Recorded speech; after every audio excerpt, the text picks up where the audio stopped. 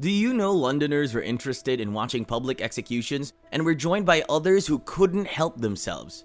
I know it's kind of unbelievable for today's generation, but believe me, human history was not so kind at all.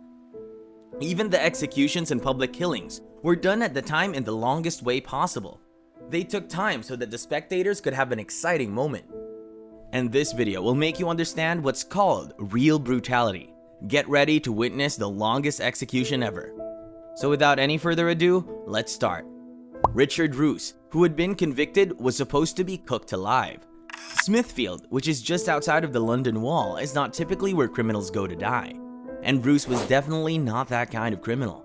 Despite not intending to harm King Henry VIII, Catherine of Aragon, or any other royal counselor, he was found guilty of high treason. He hadn't attempted to overthrow the kingdom's administration. Cook Roos was charged with murder by poison. Richard Roos, a cook for Rochester Bishop John Fisher, in 1531 offered his employer and other visitors porridge that he had allegedly laced with a laxative as a practical joke.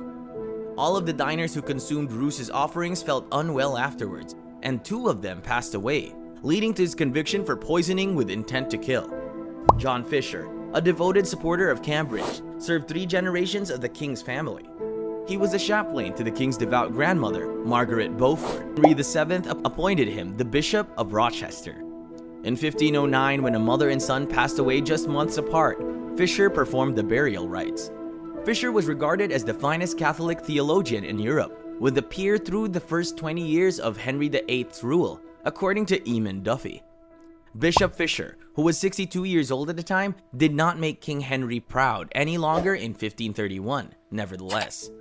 It's reasonable to assume that he saw him as an enemy, and if Fisher lost, if he had drank the soup, it would have made the king's life considerably simpler. Fisher became one of Henry VIII's greatest challenges. Once he made up his mind to divorce Catherine of Aragon and wed Anne Boleyn. The issue of the royal marriage was a theological one, and the annulment would have been hastened significantly if Europe's most eminent theologian had recognized that King Henry's case was just. Fisher, however, firmly and frankly sided with Catherine of Aragon. Because the union was legitimate, it could not be dissolved. He was subjected to growing pressure from the king and Cardinal Thomas Wolsey to end his opposition, but to no avail. He objected. Soon after being captured, Roos confessed to jesting by adding what he thought were laxatives to the soup. No one had faith in him. His 2 victims were Alice Trippitt, a needy widow who accepted the bishop's charity, and a mysterious man named Bennet Curwen, who lived in Bishop John Fisher's household. Fisher, the Bishop of Rochester, was said to have been the intended victim of the poisoning. Ironically, Fisher was undamaged because she refused to consume the soup that Roos had made, which is sometimes called porridge. Who, though, had hired the now boiling cook to kill Fisher? Soon tongues began to wag in Anne Boleyn's way.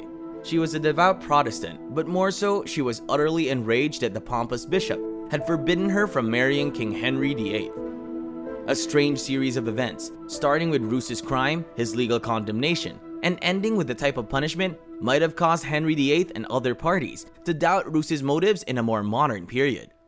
Even though it is clear who killed the victim, this Tudor murder mystery remains. Right away, a probe was launched. A criminal investigation was taken seriously in England, even though there was not yet a paid police force. The monarch's appointed justices of the peace took complaints and looked into them. Coroners examined corpses and issued arrest warrants. Now the likelihood of a suspect's freedom was slim if they were bound over for trial. There were no defendants accused of committing felonies or treason. In reality, murder trials seldom went above 15 minutes. Henry VIII's severe measures soon rendered the reason for the murder and the possibility of a bigger conspiracy murky. In prison, Roos was seated, but the Parliament passed an act for poisoning, which elevated the crime of willful poisoning murder to the level of high treason, regardless of whether the victim was the leader of the national government, and the legal execution method of being boiled to death was adopted.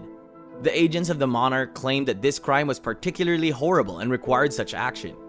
One day, in 1531, Richard Roos perished horribly after being boiled in front of a sizable crowd in Smithfield in London. His case was reported in the Chronicle of the Grey Friars of London. Not being plunged into boiling water like a lobster did not imply that he had been doing so. Oh no, the water warmed up slowly after beginning to frigid. and until he passed away, the cook was reportedly continually dipped in it.